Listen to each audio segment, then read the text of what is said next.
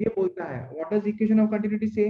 Equation of continuity says that total mass of fluid going into tube through any cross section should therefore be equal to the total mass of mass coming out of the tube from any other cross section. मतलब कोई भी cross section से एक time में जितना liquid अंदर जा रहा है उतना ही लिक्विड और एक क्रॉस सेक्शन से बाहर भी आ रहा है सेम टाइम में, है ना। मान लो ये जो क्रॉस सेक्शन ए है ना, जिसका एरिया A1 है, यहां से एक पर्टिकुलर टाइम में जितना लिक्विड अंदर जा रहा है बेसिकली उतना ही लिक्विड सेम टाइम में, है ना, क्रॉस सेक्शन बी जिसका कि area of cross section A2 है वहां से बाहर जा रहा है ना। So equation of continuity basically is based on law of conservation of mass, है ना।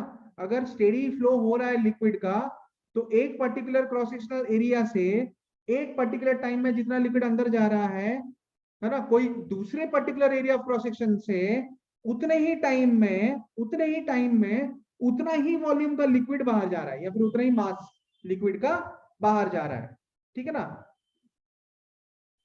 समझ में आ रहा है बच्चों? Yes sir. बेसिकली इसका मतलब क्या हुआ? तो बेसिकली इसका मतलब ये हुआ, है ना, तो बेसिकली इसका मतलब क्या हो रहा है, rate of flow of mass through any cross section is constant. The mass flowing in per unit time is equal to the mass flowing out per unit time through any particular cross section. समझ में आ रहा है? तो basically मैं क्या बोल रहा हूं यहाँ पे, बेसिकली मेरा बोलने का मतलब है, इसको हम डिराइव कर चुके हैं फिर भी फिर से डिस्कस कर लेते हैं। बेसिकली इसका मतलब है dm by dt equal to constant, rate of flow of mass through any cross section is constant, है ना, in a tube of liquid with steady flow, है ना, with steady flow dm by dt is equal to constant. इसको बोलते हैं equation of continuity, equation of continuity. अब इससे हमको एक रिजल्ट मिला, वो रिजल्ट मैं फिर से डिस्कस कर रहा हूँ।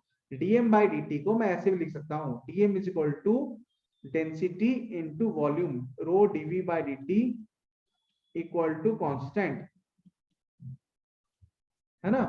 तो जो डेंसिटी तो कांस्टेंट है ना, implies I can say that dv by dt rate, है ना, rate of change of volume equal to constant dv by dt मतलब, है ना, ये क्यों कांस्टेंट हुआ? Because rho is equal to constant.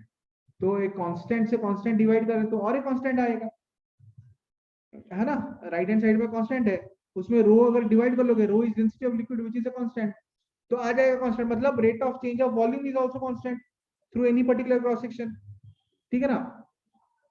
तो from here rate of change of volume जो कांस्टेंट है इसको हम क्या बोलते हैं, रेट ऑफ फ्लो,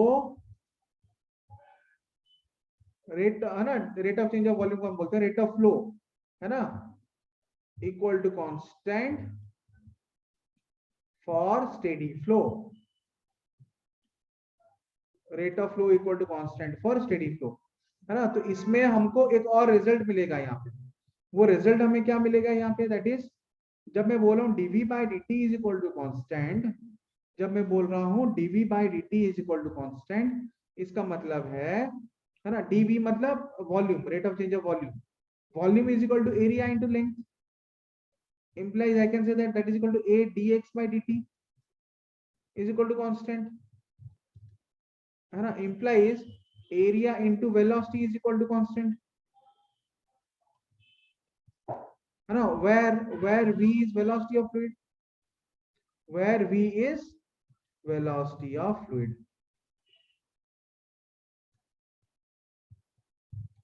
तो इक्वेशन ऑफ कंटिन्यूटी के दो अलग अलग फॉर्म है ना, इक्वेशन ऑफ कंटिन्यूटी के तीन अलग अलग फॉर्म, मतलब, है ना, इक्वेशन ऑफ कंटिन्यूटी ये भी इक्वेशन ऑफ कंटिन्यूटी का ही रिजल्ट है, area into velocity is equal to constant. तो इसका मतलब क्या हुआ कि अगर मान लो क्रॉस सेक्शन ए में लिक्विड फ्लो का वेलोसिटी यहाँ पे v1 है और क्रॉस सेक्शन बी में लिक्विड फ्लो का वेलोसिटी यहाँ पे v2 है, ठीक है ना। तो क्रॉस सेक्शन ए में, है ना, क्रॉस सेक्शन ए में रेट ऑफ फ्लो क्या होगा, a1v1, क्रॉस सेक्शन बी में रेट ऑफ फ्लो क्या होगा, a2v2, है ना। This is equation of continuity. मैं ये बोल सकता हूं कि rate of flow cross section A में a1v1 is equal to rate of flow cross section B में a2v2, तो इक्वेशन ऑफ कंटिन्यूटी क्या बोल रहा है कि rate of flow at cross section A is equal to rate of flow at cross section B implies A1V1 is equal to A2V2 implies A1V1 is equal to A2V2 because AB is equal to constant ना, तो rate of flow cross section A में कितना होगा, cross section ए का area of cross section क्या A1, velocity क्या V1, तो यहाँ पे रेट ऑफ फ्लो A1V1 होगा और क्रॉस सेक्शन बी में रेट ऑफ फ्लो क्या होगा A2V2, so A1V1 equal to A2V2, तो ये भी हो गया ना equation of continuity. Yes, sir. Yes, sir.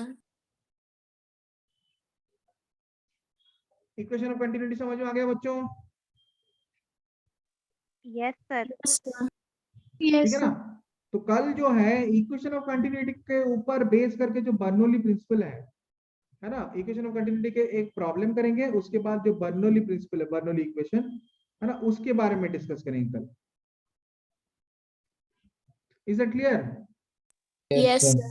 Okay, thank you everyone, thank you very much, Thank you, sir. Thank you, sir. Thank you, sir. Welcome welcome.